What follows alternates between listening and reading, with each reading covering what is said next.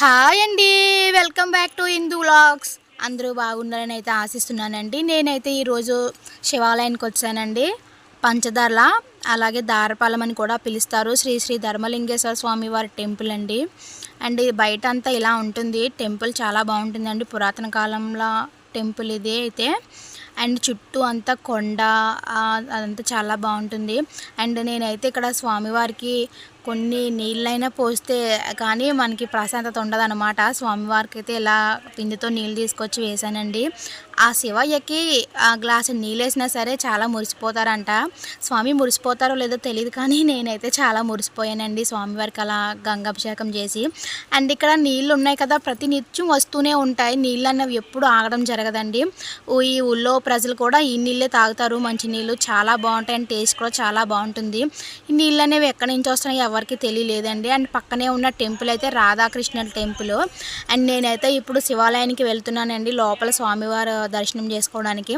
And ఇలా మెట్లు అవి ఉంటాయి. అంటే చూడలేని వాళ్ళ కోసమని నేను ఇలా ఎక్స్ప్లెయిన్ చేస్తున్నాను, చూసిన వాళ్ళు కూడా ఉంటారు. మొత్తం ఇక్కడ బిల్డింగ్స్ కూడా ఉంటాయండి. స్కూల్ ఉంది పక్కనే. అండ్ ఇక్కడ పిల్లలకి చెప్తా ఉంటారు. ఇంగ్లీష్ మీడియం అయితే ఉండదంట, తెలుగు మీడియం అంటండి.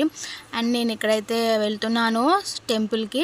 అండ్ ప్రదక్షిణ చేస్తున్నానండి స్వామివారికి. కంపల్సరీగా ఏ టెంపుల్కి వెళ్ళినా సరే ప్రదక్షిణ అనేది మనం చెయ్యాలండి. ప్రతి టెంపుల్కి మనం చుట్టూ ప్రదక్షిణ చేస్తాము, టెంపుల్ చుట్టూ తిరుగుతూ. కానీ శివాలయానికి అలా చేయకూడదంటండి. శివాలయానికి ఇక్కడ స్వామివారికి అభిషేకం చేస్తూ వస్తాయి కదా, ఆ దారి గుంట అక్కడ వరకు వచ్చి మళ్ళీ రిటర్న్ మళ్ళీ అక్కడ వరకే వచ్చి మనం అలా చేయాలంటండి. అంటే నాకు సరిగ్గా కొంచెం ఎక్స్ప్లెయిన్ చేయడం రావట్లేదు, అర్థం చేసుకుంటారు అనుకుంటున్నాను. అక్కడ చండికేశ్వర స్వామి ఉంటారండి, ఆయనకి ఒక నమస్కారం చేసుకోవాలి మనం. అండ్ ఇక్కడ నందీశ్వరుడితో ఒక చిన్న వీడియో.